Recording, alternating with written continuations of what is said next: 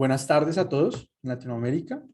Buenas noches a las personas que nos acompañan desde Europa. Mi nombre es Rafael Rodríguez.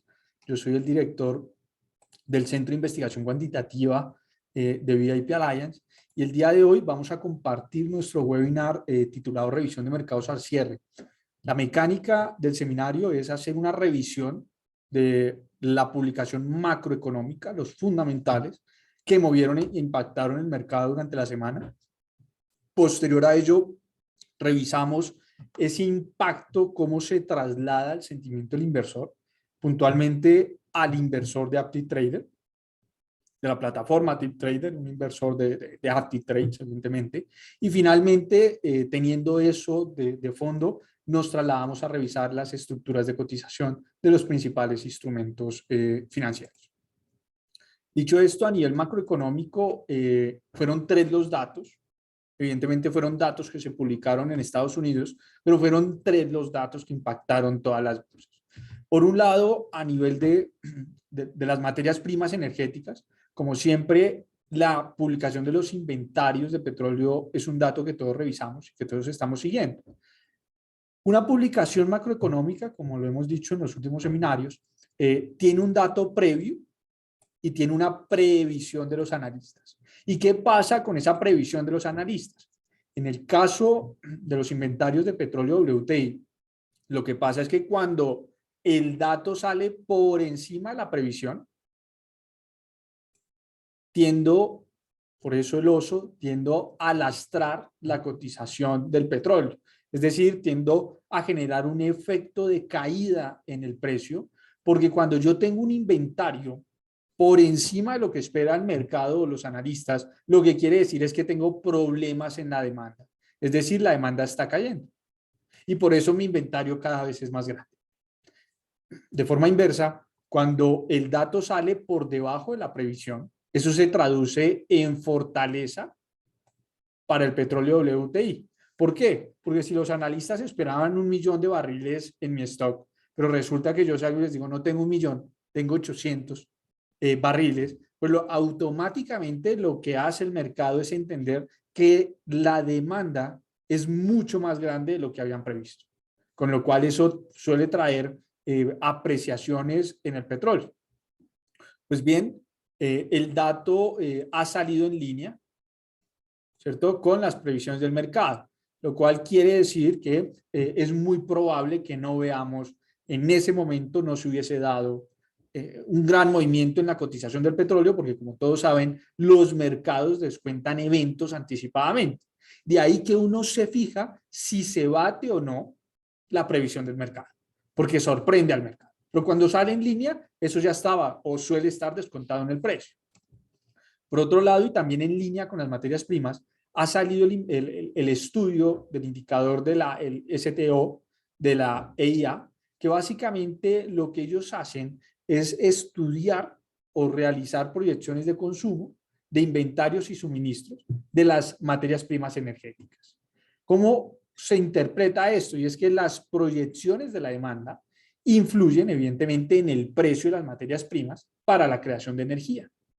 Del mismo modo, de acuerdo a estos pronósticos, los principales productores definen la oferta, ¿cierto? Porque es un pronóstico de consumo y con base en ese pronóstico de consumo, pues los participantes empiezan a ver si van a ajustar o no la oferta a nivel energético. Estos datos, como todos los datos macroeconómicos, tienen un dato previo, tienen una previsión o expectativa del mercado.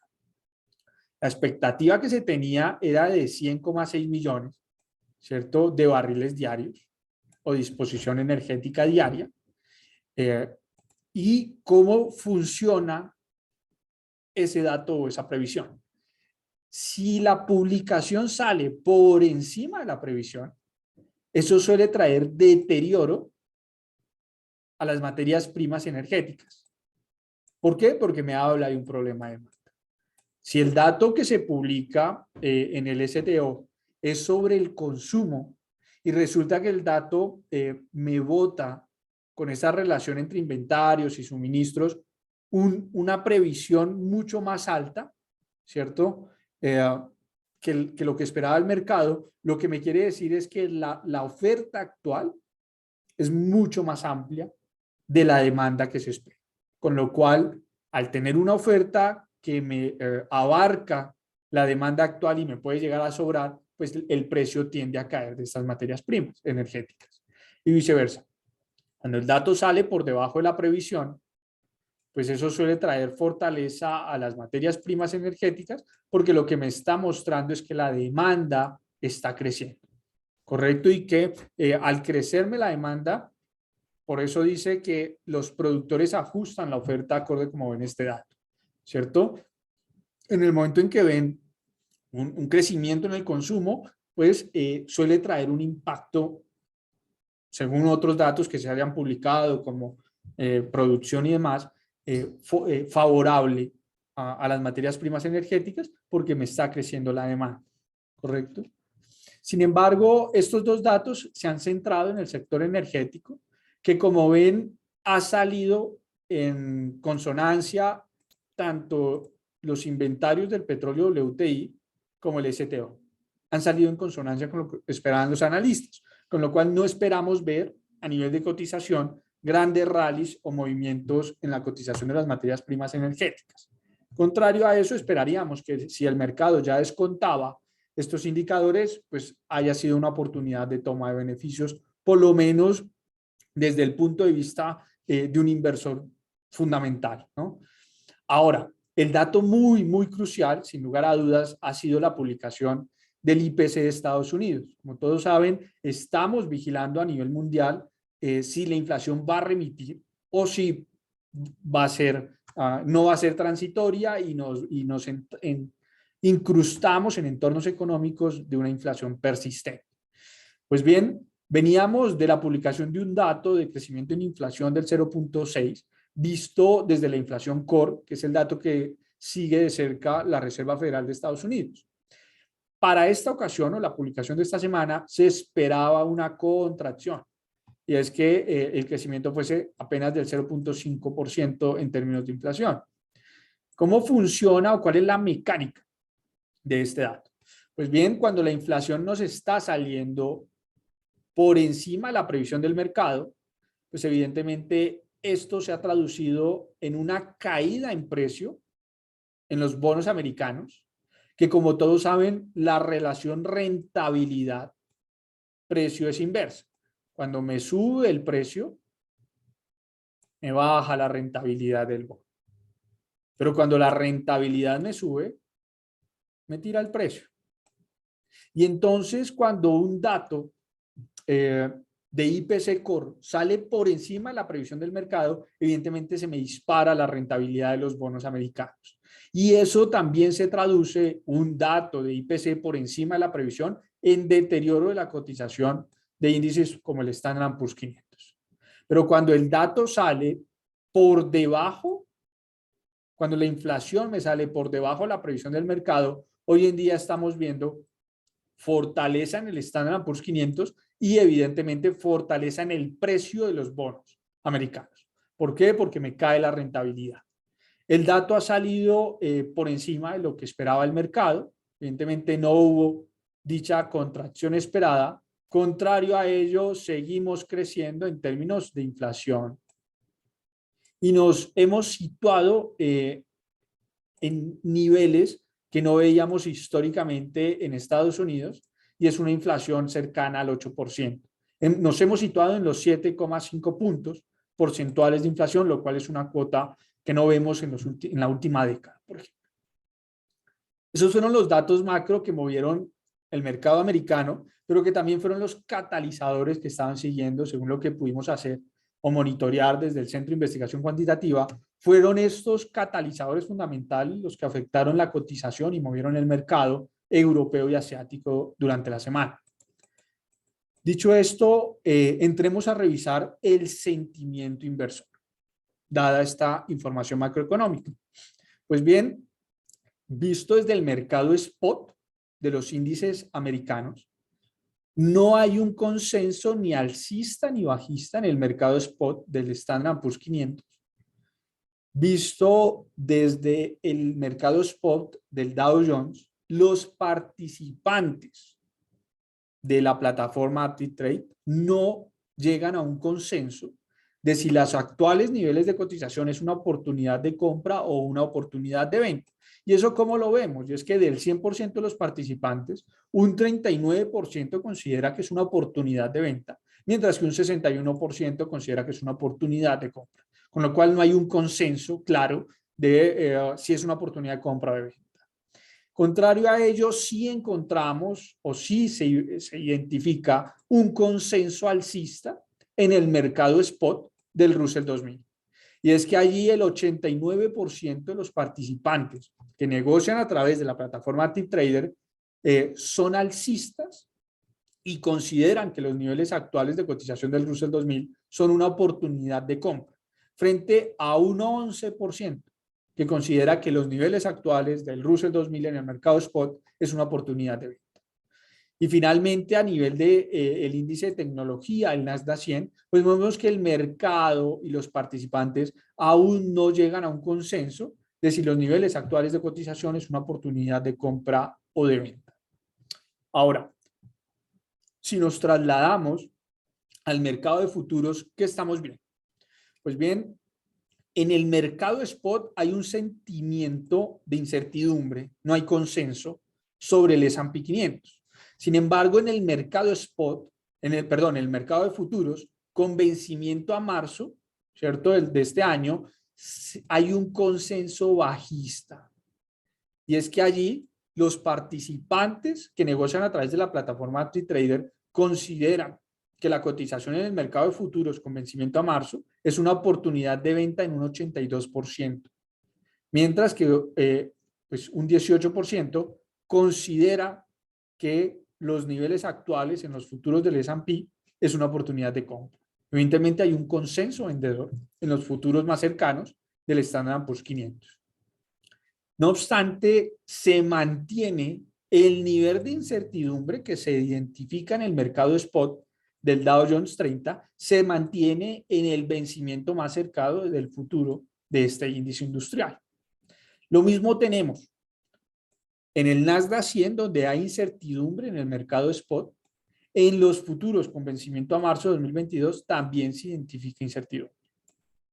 Contrario a lo que vemos en el mercado spot del Russell 2000, en donde los participantes son claramente alcistas, en los futuros con vencimiento a marzo se identifica una clara incertidumbre. Un 68% de los participantes que negocian el futuro del Russell 2000 son alcistas, pero es que un 32% es bajista. Con lo cual, mientras que no estemos en los 70 y tantos por ciento, no hay consenso del mercado, ni en largo ni en corto. Ahora bien, es muy interesante ver que el vencimiento del futuro del índice de volatilidad, ¿cierto? Que vence ahorita en febrero y el que vence en marzo, hay un consenso bajista sobre la volatilidad. Primero, a febrero, el 99% de los participantes que negocian el futuro de volatilidad son claramente bajistas. Mientras que con una perspectiva a marzo, el 91% se reduce el número porcentual, pero es un claro consenso bajista en la volatilidad. Si nos trasladamos a la zona euro, pues bueno, vemos un consenso bajista, ¿cierto? En el mercado spot del IBEX 35, en donde un 79% de los participantes consideran que las cotizaciones actuales del IBEX son una oportunidad de venta y solo un 21% de los participantes considera que es una oportunidad de compra. Cuando nos trasladamos al Eurostock 50 en el mercado spot, vemos que hay un claro entorno de incertidumbre, donde un 48% considera que la cotización del Eurostock 50 hoy en día es una oportunidad de venta y un 52% considera que es una gran oportunidad de compra. No hay consenso. Sin embargo, cuando nos trasladamos al CAC 40, al índice de la Bolsa de Francia, sí vemos que hay un consenso alcista, donde un 81% de los participantes del mercado spot considera que es una gran oportunidad de compra y solo un 19% considera que es una oportunidad de venta. Allí sí hay consenso. Cuando nos trasladamos al DAX 40, vemos un entorno de clara incertidumbre por parte de los participantes que negocian a través de la interfaz de ActiveTrader. Un 51% considera que la cotización actual del DAX es una oportunidad de venta y un 49% considera que es una oportunidad de compra.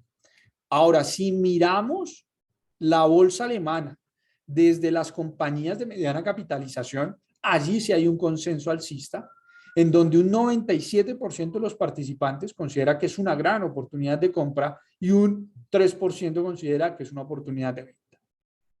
También encontramos consenso en el FTSE 100 y es que allí el 91% de los participantes es bajista y solo un 9% alcista en el mercado spot.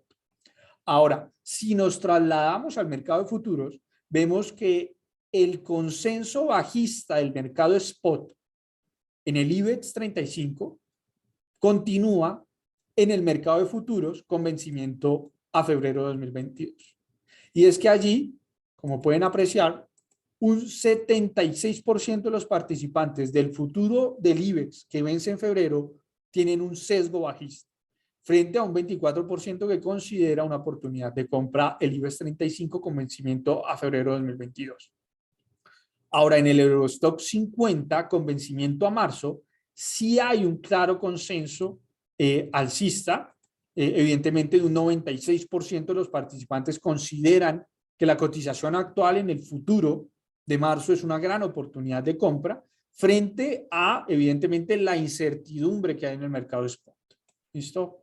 El CAC 40 en el mercado spot lo hemos visto con un consenso claramente alcista y ni hablar el consenso alcista que se está viendo de 97 puntos porcentuales en el futuro que vence en febrero de 2022 en el CAC 40. Es decir, se mantiene el sesgo alcista en el CAC 40 tanto en el mercado spot como en el vencimiento más reciente en el futuro de febrero. Ahora, la incertidumbre que se ve en el DAX 40 en el mercado spot se sostiene en el mercado de futuros. Y contrario a esto, vemos que si bien hay un consenso bajista en el FTSE 100 del mercado spot, en los futuros hay un claro consenso alcista a favor del FTSE 100, en donde un 83% de los participantes considera que las cotizaciones actuales de los futuros es una gran oportunidad de compra frente pues, a escasamente un 17% que considera que es una gran oportunidad de venta. Si nos trasladamos a las economías emergentes y sobre todo a lo que nosotros consideramos un bloque emergente dentro de la plataforma AppDiTrade, donde revisamos el índice de Hong Kong, el Nikkei 225 y empalmamos con el índice OESPA de Brasil, ¿qué tenemos? Y es que hay un claro entorno de incertidumbre, tanto en el Hang Seng, ¿cierto? Como en el Nikkei 225 y en el índice OESPA.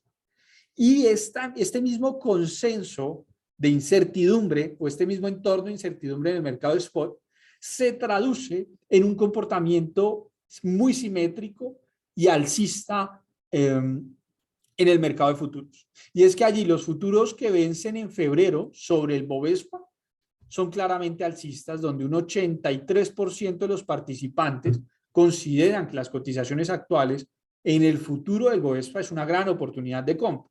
Incluso el vencimiento abril, hoy en un 97% de los participantes consideran que es una gran oportunidad de compra. ¿Correcto?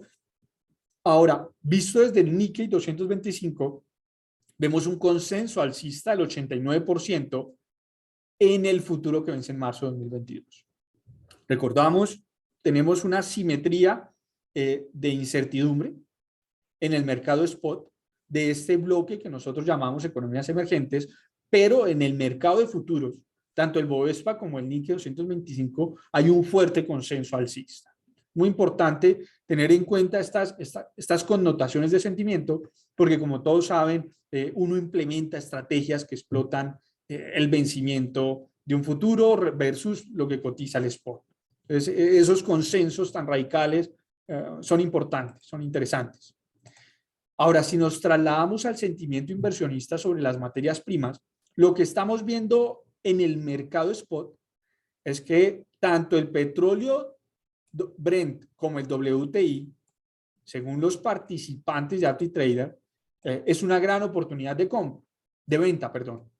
Y es que el 84% de los participantes que negocian el mercado spot en el petróleo Brent a través de ActiveTrader dicen que un 84% es una oportunidad de venta, ¿sí? Mientras que un 16% considera que las cotizaciones en el mercado spot del petróleo Brent es una oportunidad de compra. Cuando lo evaluamos desde el punto de vista del petróleo West Texas o WTI, pues vemos que hay un consenso bajista también en un 70%. Ahora, si nos trasladamos al mercado spot, pero en materias primas, puntualmente de metales preciosos, pues vemos que hay una clara incertidumbre sobre si es momento o no de comprar oro. Y es que un 52% de los participantes del oro en el mercado spot consideran que es una gran oportunidad de venta la cotización actual, mientras que un 48% considera que los niveles de cotización que estamos viendo es una gran oportunidad de compra. Es decir, allí hay un entorno claramente de incertidumbre. Sin embargo, en la plata, en el mercado spot, sí estamos viendo un consenso alcista de un 89% de los participantes, que ven que la cotización actual es una gran oportunidad de compra en esta metal precioso. Ahora, si nos trasladamos a las materias primas agrícolas, ¿qué vemos? Bueno, el cacao se encuentra en un entorno de incertidumbre, ¿cierto? Con vencimiento a marzo de 2022. En el futuro a marzo, los participantes no hay un consenso ni alcista ni bajista, y ese mismo entorno lo estamos viendo en el café, a pesar del repunte que hemos visto en los últimos días. El mercado ve con mucha incertidumbre de si es una oportunidad de compra o de venta clara. Pero en el café con vencimiento a mayo, sí hay un consenso casi que de un 100% de que las cotizaciones que estamos viendo con perspectiva a mayo de 2022 son una gran oportunidad de venta, ¿correcto? Tenemos en el maíz claramente un entorno de incertidumbre en el mercado de futuros con vencimiento a marzo de 2022, pero sí estamos viendo un consenso bajista en el algodón, en donde un 81% de los participantes consideran que la cotización actual del algodón es una oportunidad de venta.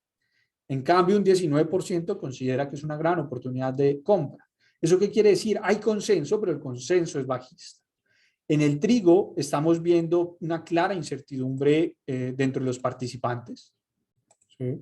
Al igual que en el azúcar y en la soya. Perfecto. Incertidumbre en el trigo, incertidumbre en el azúcar, incertidumbre en la soya. Ahora, si miramos el zumo de naranja con vencimiento a marzo de 2022, también vemos incertidumbre dentro de los participantes que usan la plataforma ActiveTrade para comprar esta materia prima. La materia prima industrial como el cobre refleja un entorno de clara incertidumbre a los niveles de precio actuales, donde un 47% de los participantes es alcista, pero un 53% es bajista. Es decir, no hay consenso.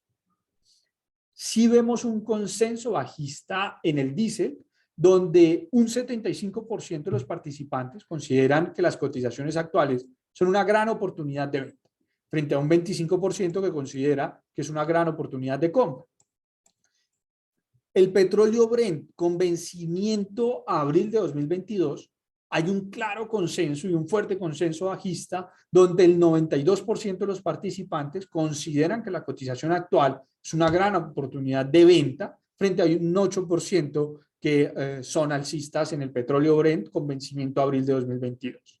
La gasolina con vencimiento a marzo de 2022, hay un consenso alcista, bajista, donde el 70% de los participantes consideran que los niveles de cotización actual son una gran oportunidad de venta, frente a un 30% que considera que los niveles actuales de la gasolina son una gran oportunidad de compra. El petróleo WTI, consenso bajista con vencimiento a marzo de 2022. Y finalmente, donde sí estamos viendo un consenso alcista es en el gas natural. Allí el 87% de los participantes que usan la terminal de ActiveTrader son alcistas, frente a un 20% bajista en el gas natural con vencimiento a marzo de 2022. Si nos trasladamos al mercado de divisas y usamos algunas indicaciones de fortaleza de la divisa a través de flujo de dinero, a través de tipo de cambio, pues lo que estamos viendo es que las divisas con mejor retorno o que expresan fortaleza en la última semana es el dólar australiano, el dólar neozelandés y la libra esterlina. Contrario a eso, las divisas o monedas que perdieron terreno en esta última semana significativamente fue el euro, el dólar americano, el franco suizo y en menor medida, pero de forma también significativa, el yen japonés. Ahora, si nos trasladamos al sentimiento inversor del mercado de bonos, pues estamos viendo que los actuales niveles de cotización en la zona euro fueron, en términos de precio, una gran oportunidad de compra. Es decir, el inversor de la zona euro que compra bonos está esperando una caída en las rentabilidades, ¿correcto? Por eso está comprando bonos. Mientras que los inversores de bonos en Estados Unidos, con vencimiento a marzo de 2022, el futuro, sí consideran que los niveles actuales son una gran oportunidad de venta. ¿Eso qué quiere decir? Que en el corto plazo el inversor de bonos se está posicionando para un repunte en las tasas, en las rentabilidades de los bonos, sobre todo en la parte corta de una curva de bonos. Y es que cuando nos trasladamos a evidenciar la curva de bonos, pues evidentemente nos sorprende que los bonos a 5 años ya casi que superan la cuota del 2% de rentabilidad. ¿Correcto? Con lo cual no es extraño ver que se estén posicionando en el bono americano de cara a capturar esos repuntes de rentabilidad de la parte corta, 2, 3 años, por encima del 2%. No obstante, si bien vemos que en la curva de bonos, el de 5 años todavía no se posiciona por encima del 2%, cuando analizamos lo que se está negociando en el mercado, ya el bono a 4 años está por encima del 2% levemente y el de 3 años alcanza cuotas del 1.95, lo cual quiere decir que el mercado está siendo mucho más agresivo en la negociación y en ese repunte y posicionamiento de la rentabilidad de corto plazo por encima del 2%. Perfecto. Dicho eso, revisemos rápidamente las principales estructuras de cotización que nos dejó este entorno fundamental, esta macro que estudiamos y este sentimiento inversionista. Con ello, permítanme, nos trasladamos a la plataforma.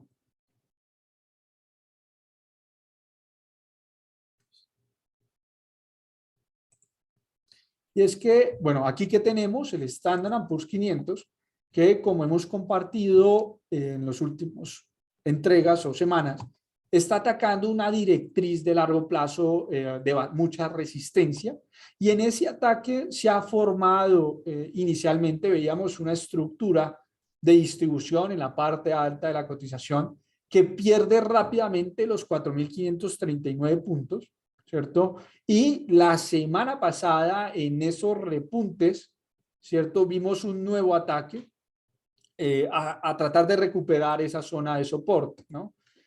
Voy a abrir el gráfico, voy a ampliar mi gráfico diario y a lo que decimos es que en el corto plazo veíamos que podíamos estar ante una estructura de inversión de tendencia tipo doble techo y que tenía como base los 4.494, 4.500 puntos, 4.532 puntos.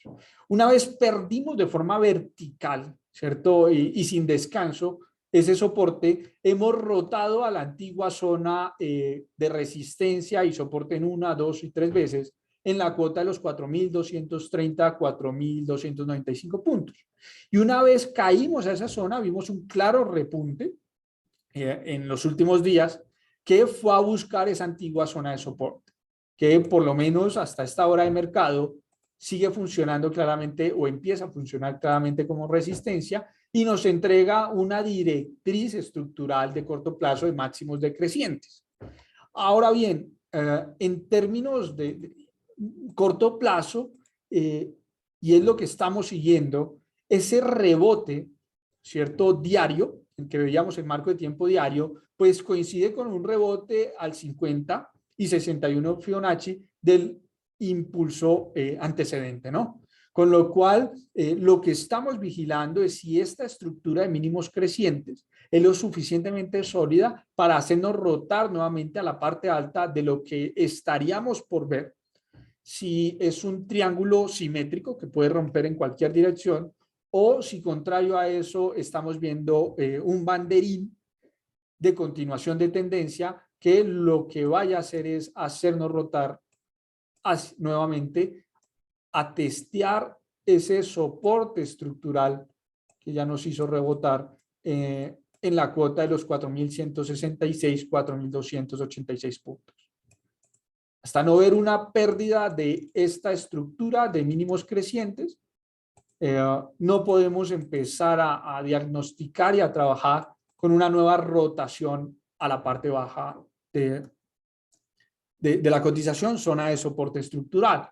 En términos de indicadores y de análisis cuantitativo, bueno, pues a nivel estadístico hay deterioro, incluso en la estructura a largo plazo, vemos cruces bajistas en términos de estocástico, ¿cierto? Lo cual incrementa la posibilidad o aumenta la probabilidad de una rotación en el S&P. Estamos viendo solapamiento en la estructura de MACD, de sus medias, de largo plazo, y en el mediano plazo estamos viendo hoy en día cruces en estocástico que aumentan la posibilidad y probabilidad de que la caída sea mucho más profunda. Allí sí tenemos un histograma claramente bajista en términos de MACD y todavía desde nuestro indicador institucional se sostiene un sesgo bajista por parte de los participantes. A nivel diario, este repunte nos metió o se ve con fortaleza alcista en términos de MACD, pero hoy en día el actual comportamiento de caída trae cruces descendentes en términos estocásticos y vemos que este repunte aún se sitúa en términos de sesgo psicológico en un entorno bajista a nivel diario. Con lo cual estamos vigilando de cerca esta estructura de 4 horas porque estamos viendo en diferentes temporalidades estructuras de deterioro y de debilidad, ¿no?, en la cotización. Si revisamos el Nasdaq 100, que como decíamos en nuestro webinar de enero sobre las perspectivas de inversión para este año, quizás este es el sector tecnológico, es el sector tecnológico el que debemos vigilar porque su ponderación sobre el índice de Standard & Poor's es tan alto que un claro deterioro en el Nasdaq puede lastrar mucho más las bolsas. Decíamos en nuestra última entrega que mientras no se pierdan los 13.800 puntos, 14.300, 14.400, pues aún no podemos, digamos, diagnosticar o prever una caída mucho más significativa, tanto en el Nasdaq 100, que lo lleve a cuotas de los 12.000, 12.400 puntos, y que por supuesto se traslade en un efecto directo de caída en el Standard & Poor's 500. No obstante, cuando nos trasladamos a un gráfico diario, pues aquí sí era evidente y revisábamos un doble techo a la letra o muy de libro, el cual al perder esa base rotó de forma vertical a esa antigua zona de soporte en octubre del año pasado y en julio del año pasado.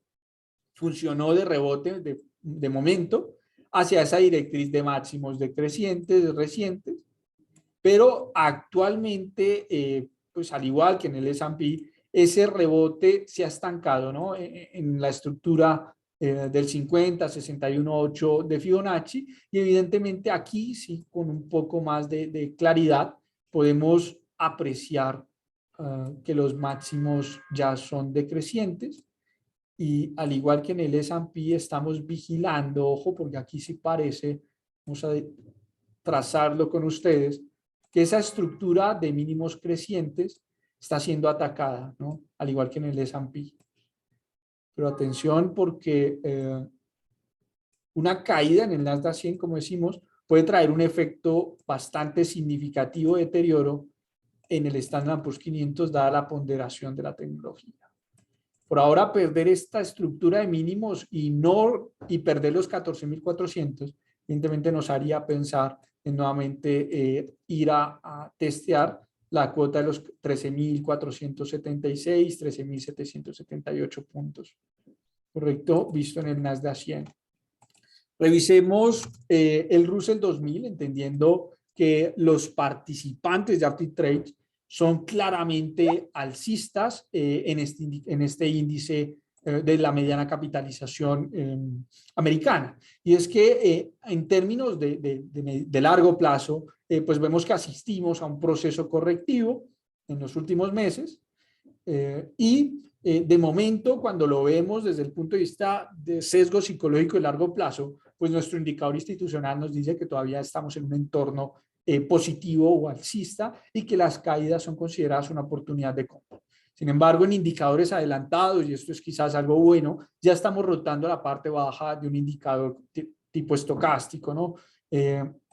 Pero, sin lugar a dudas, es la estructura semanal la que nos permite considerar si esta caída a los 1.898 puntos ha sido el fondo de este gran impulso alcista que acompañó a Russell tras la caída o desplome por el COVID-19. Entonces, a partir de ahí vigilamos, entendiendo el sentimiento inversionista que acabamos de analizar, si estos cruces alcistas en estocástico saliendo de la parte baja del indicador, pues van a ser lo suficientemente relevantes en precio, primero para que en el corto plazo veamos una ruptura o perforación,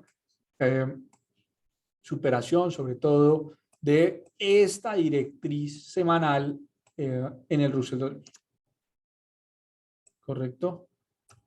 De momento estamos vigilando si estos cruces adelantados en estocástico se traducen en fortaleza en el precio para volvernos por encima de esta directriz y sobre todo recuperar esta antigua estructura de mínimos crecientes en el Russell 2000. Para ello esperamos ver que nuestro indicador, que el cual hoy nos muestra un sesgo claramente bajista en los participantes, pues empiece a rotar, ¿no? Y a buscar tonalidades de apetito por el Russell 2000 en términos de precio.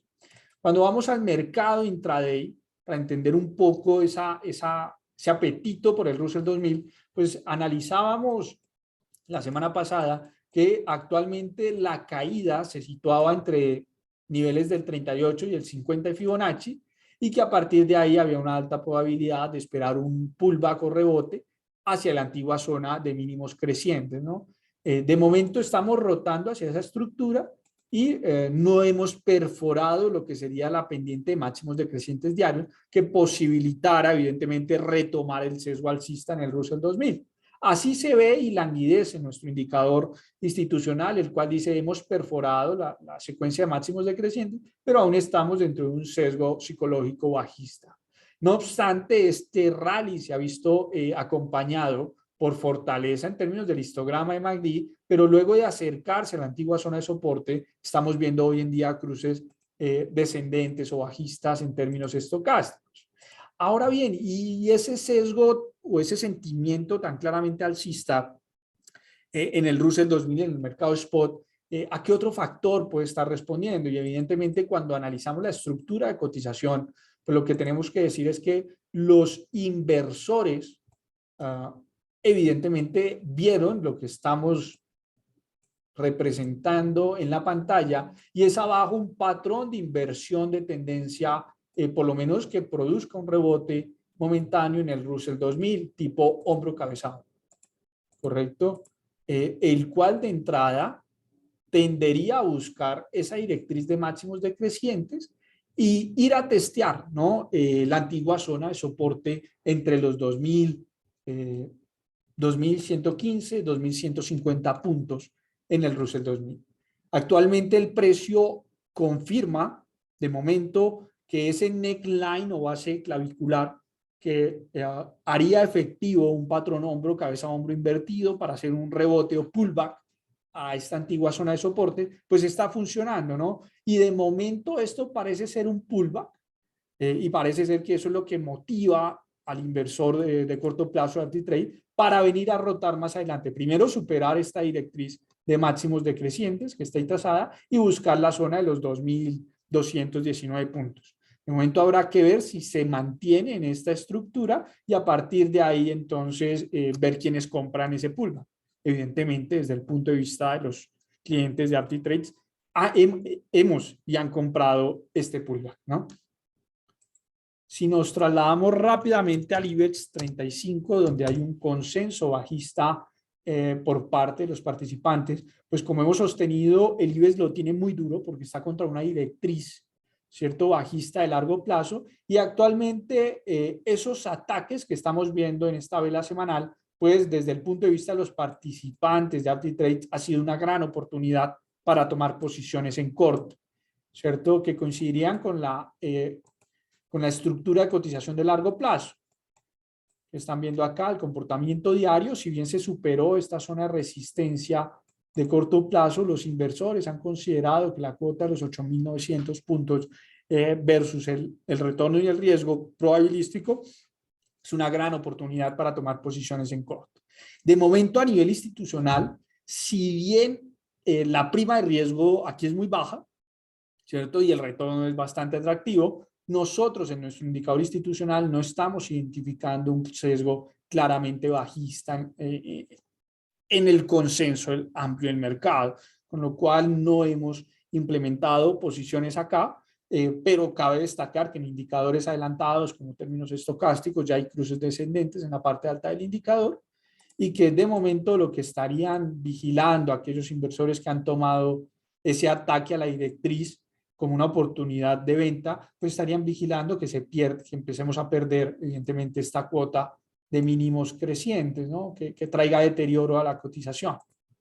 De momento esperaríamos que esa fuese como su hipótesis o sus niveles en precio a revisar.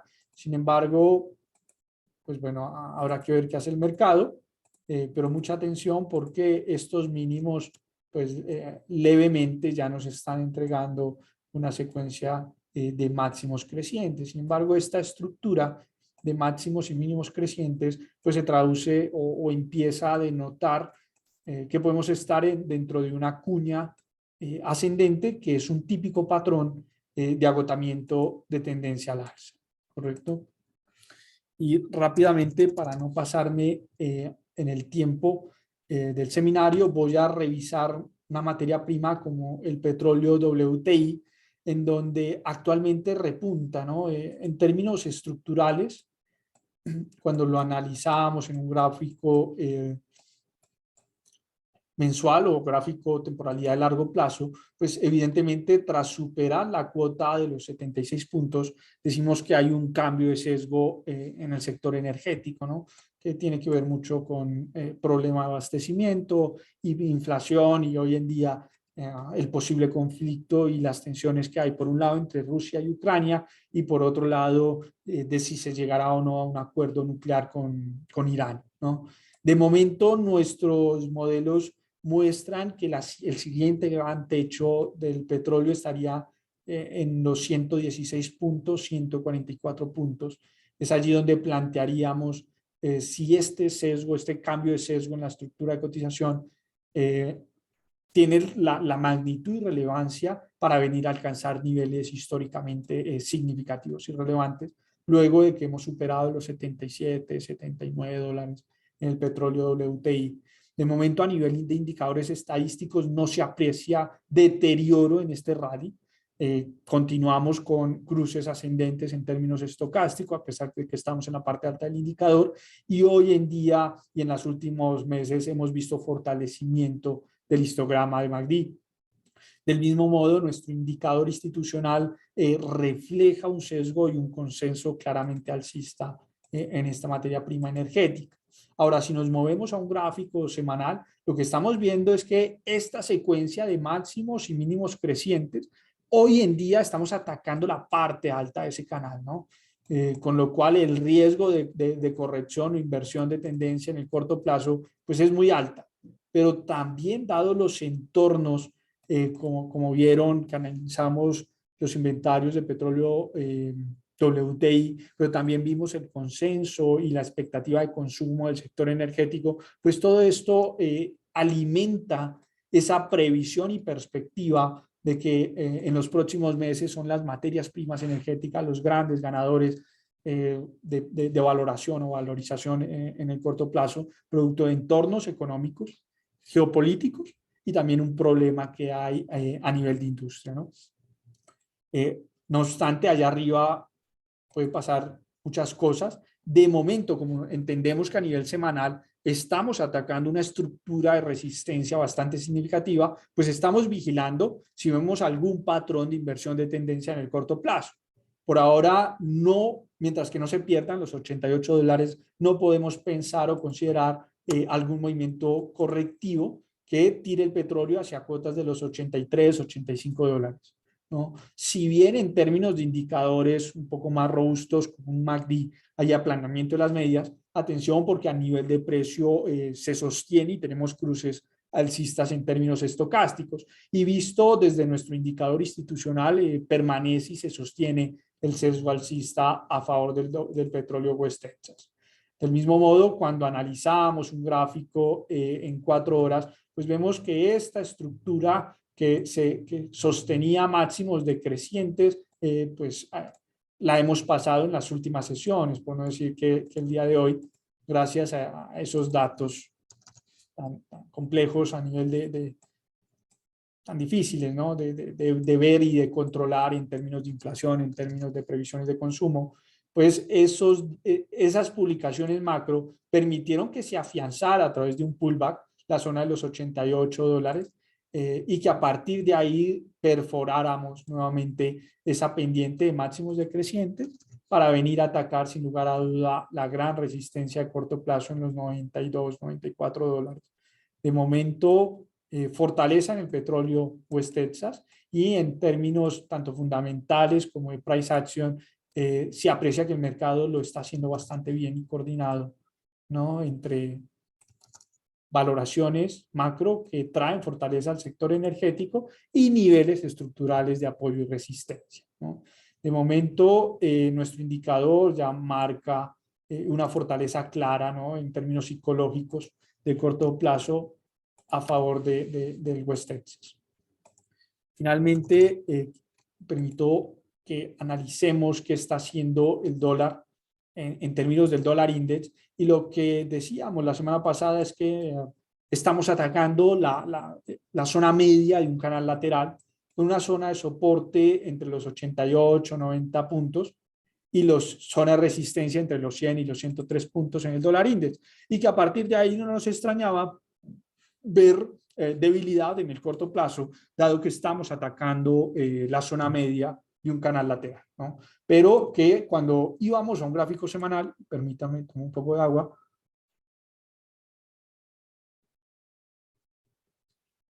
lo que decíamos es que ese ataque a la zona media pues se está dando a través de una estructura muy organizada de mínimos y máximos crecientes, con lo cual esa debilidad que evidenciamos en términos de sentimiento en las divisas, pues, mientras que no se traduzca en una inversión de la estructura, pues es un simple movimiento correctivo, ¿no?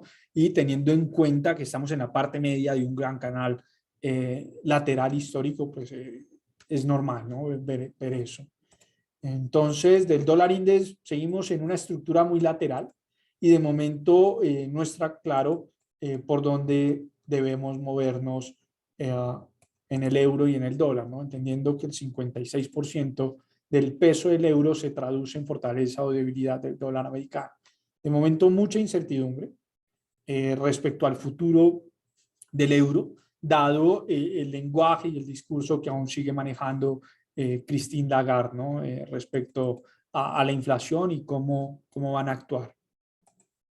Si bien el mercado empieza ya a desconfiar y a perder, a considerar poca credibilidad en el Banco Central Europeo, pues bien en términos de la fortaleza o debilidad en el dólar index, estamos viendo un rebote que aún estaría por confirmarnos si volvemos a esas sendas de fortaleza del euro como las vistas el año pasado. Yo encantado de seguir analizando activos con todos y empezar a revisar oro, plata, cobre, pero pues entiendo que el seminario tiene un límite ya nos hemos excedido casi que en las últimas 2 entregas. Con lo cual, muchas gracias a todos por asistir a este webinar. Muchas gracias a AptiTrader y AptiTrades por abrir este espacio y permitirnos también acceder a información de AptiTrader para brindar un panorama de corto plazo y bastante informado sobre el mercado, que evidentemente lo que busca es que las decisiones que se tomen de inversión, de trading también estén bien informadas, ¿no? Con lo cual, pues nada, hasta una próxima entrega y feliz fin de semana para todos.